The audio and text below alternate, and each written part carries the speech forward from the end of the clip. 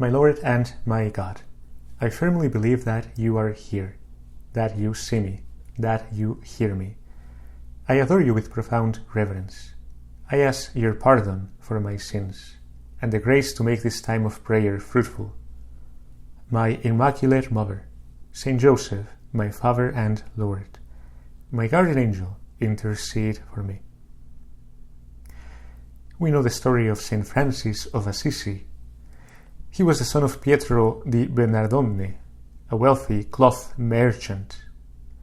One day, while praying in a little church before the icon of Christ crucified, Francis heard the voice of our Lord saying to him, "Francis, Francis, go and repair my house, which, as you can see, is falling into ruins." At first, Francis understood these words to mean the restoration of the church where he was praying. No problem, he might have thought. Wait, maybe one small problem. Where to get the money for such work? Why not sell my father's horse and some of his clothes? Surely the old man will not mind, especially if I put his property to good use. And so he did. He sold his father's horse and some of his clothes and began to buy materials to restore the church. When he realized the money was not enough, he went to the streets to beg for money. But this did not last long. When his father discovered what had happened, he was enraged. He took his son to the magistrate and accused him of theft and dishonoring him. As the legal proceedings were taking place, it is said that Francis stripped himself naked as a sign of his renunciation to everything, even to his father, while at the same time acknowledging his total dedication to God.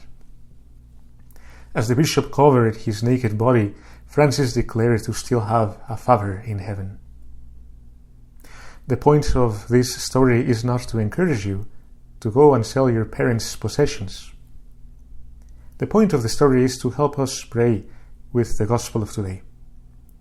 In the gospel, you, Jesus, say, "Anyone who prefers father or mother to me is not worthy of me. Anyone who prefers son or daughter to me is not worthy of me." Jesus, you want us to choose you radically. You want us that we prefer nothing whatsoever to you. Even family ties, which are the closest, cannot take your place. You come first. In the Gospel, you continue, "Anyone who does not take his cross and follow in my footsteps is not worthy of me. Anyone who finds his life will lose it. Anyone who loses his life for my sake will find it." Lord, you not only want each one of us to choose you radically, but also to follow you by imitating you. We can follow you from a distance, like spectators who follow a football match through a screen. But this is not what you want. You want us to follow you by imitating you. In the same way that you took your cross and gave your life for us, so you want us to take our cross and give our lives for others. This is the truth of our existence, to follow you by imitating you. We imitate you by taking our cross and losing our life. So let us ask ourselves, am I living according to this truth? Or am I living according to the lie that convinces me that instead of the cross, instead of dying to self, I must assert myself more and more? A story comes to mind of a friend a few years ago who was having headaches. He went to see the doctor, and the doctor made the passing remark that it might be a tumor. My friend took this passing remark of the doctor to heart, and for the next few days he started to set his affairs in order, as he thought he might die any moment. After some tests, he eventually received the news that his headaches were not due to a tumor, but to some pressure in his eyes that could be treated with some eye drops. What a relief! From living and acting according to the lie that he had a brain tumor, he was set free by the truth that the problem was in the eyes.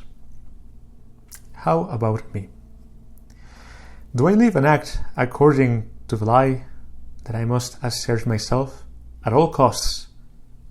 Or do I live according to the truth that I must take up my cross and die to self? Jesus, help us. We want to live according to the truth of who we are, the truth that sets us free. We want to follow you by imitating you, and imitate you by embracing the cross and by dying to self. Two obstacles to keep an eye for are narcissism and self-pity. Narcissism has to do with becoming self-absorbed, with caring only about myself for the sake of vanity and egoistic admiration, like the young Narcissus in Greek mythology that fell in love with his own image reflected in a pool of water. The other obstacle is self-pity, the attitude that makes me become a victim and have the attitude of poor me, no one cares. Both the narcissist and the person who falls into self-pity are closed in on themselves, unable to recognize God or others. Neither will be able to follow Jesus by imitating him. Jesus, you want us to follow you by imitating you, and this means to take up our cross and to die to self. You want us to avoid being narcissists. You want us to avoid falling into self-pity, and for this reason, you give us very concrete advice in today's gospel. Advice that turns us inside out, so that my life is not rotating around me, but around others. You say, anyone who welcomes you welcomes me, and those who welcome me welcome the one who sent me. Anyone who welcomes a prophet will have a prophet's reward, and anyone who welcomes a holy man will have a holy man's reward.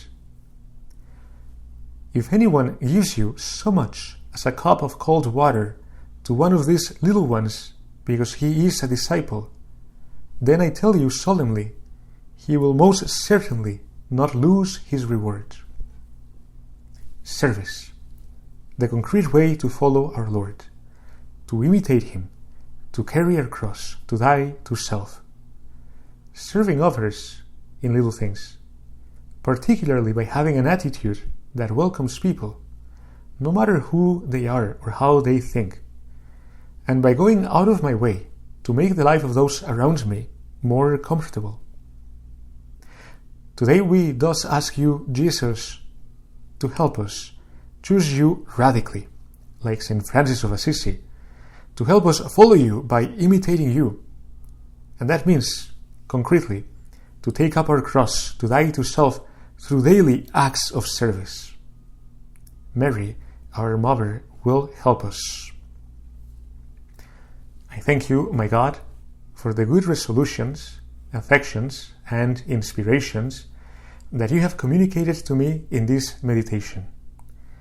I ask your help to put them into effect. My Immaculate Mother, Saint Joseph, my Father and Lord, my guardian angel, intercede for me.